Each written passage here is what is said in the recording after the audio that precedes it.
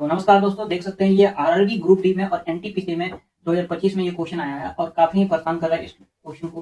तो ये क्वेश्चन कुछ नहीं है, ये क्वेश्चन में सिर्फ कंसेप्ट है। क्वेश्चन कहा क्या जा रहा है, क्वेश्चन में सिंपल कहा जा रहा है कि दो संपूर्ण कोण में से बड़ा कोण छोटे कोण से 28 अधिक है, तो आपसे पूछा जा रहा है छोटा कोण कितना होगा। सिंपल सा क्वेश्चन है। आपको इसमें दो कंसेप्ट पता रहना चाहिए, एक कॉम्प्लीमेंट्री एक सप्लीमेंट्री।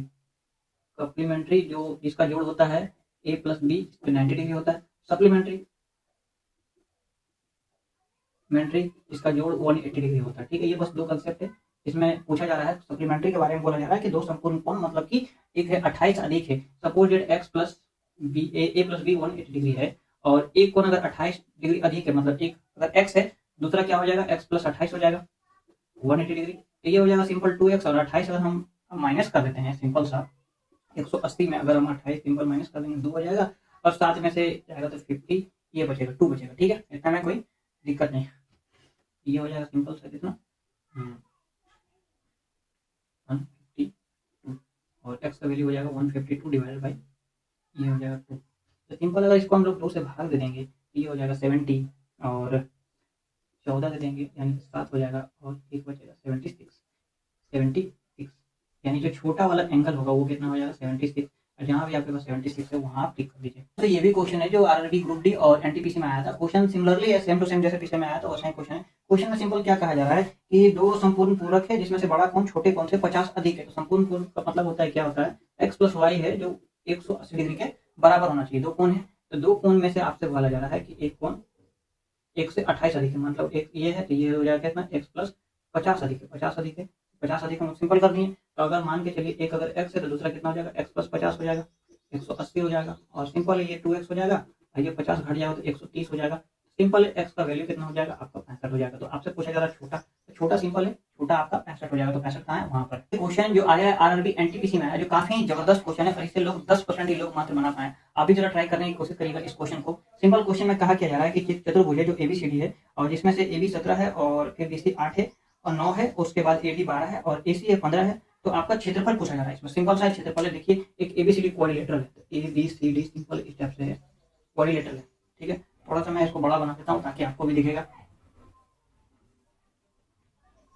ठीक है, एबीसीडी जो है क्वाड्रिलेटरल है, यहाँ मैं देख लेता हूँ ए बी सी डी।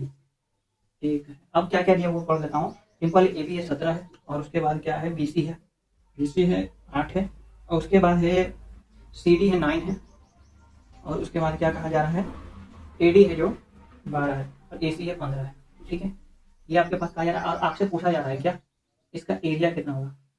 देखिए अगर सिंपल अगर आप इसका निकालने जाइएगा तो बहुत दिक्कत होगा क्योंकि इसमें हीरोन्स फार्मूला आपको लगाना पड़ेगा दोनों का, फिर उसके बाद मर्ज करना पड़ेगा, ऐसा लगाना होगा। लेकिन एक चीज आप नोटिस किया जाए तो दो ट्रायंगल है, एक ट्रायंगल और दूसरा ट्रायंगल। सिंपल है, दो ट्रायंगल है। मैं अगर बात कर लूँ जाए पहला ट्रायंगल उठाता हूँ, इसको उठाता हूँ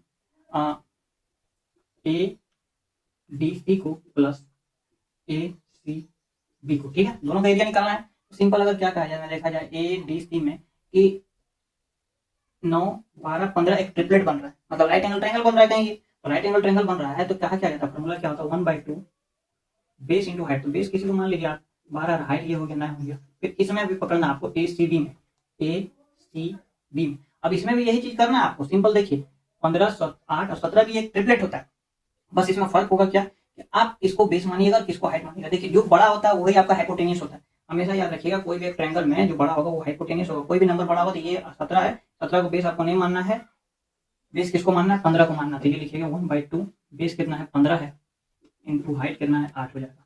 यही गलती लोग कर देते हैं, इसको बेस मान के खत्म कर लेते हैं। ठीक है, सिंपल अब इसको काट छाट करेंगे तो ये कितना हो जाएगा 6 हो जाएगा, तो 920 कितना होता है 54 होता है और ये कितना हो जाएगा R 4 हो जाएगा, तो ये कितना हो जाएगा 60 हो जाएगा और 60 और ये कितना हो जाएगा सिंपल सा 114 हो जाएगा। ये सिंपल एरिया हो जाएगा ये सेंटीमीटर स्क्वायर जो भी है आज 114 आपका आंसर है। काफी जबरदस्त क्वेश्चन था, इस क्वेश्चन को करने में लोग के पसीने छूट जाते हैं। और ये क्वेश्चन आपको अच्छा लगा है तो चैनल को लाइक एंड सब्सक्राइब कीजिएगा हमारे वीडियो को।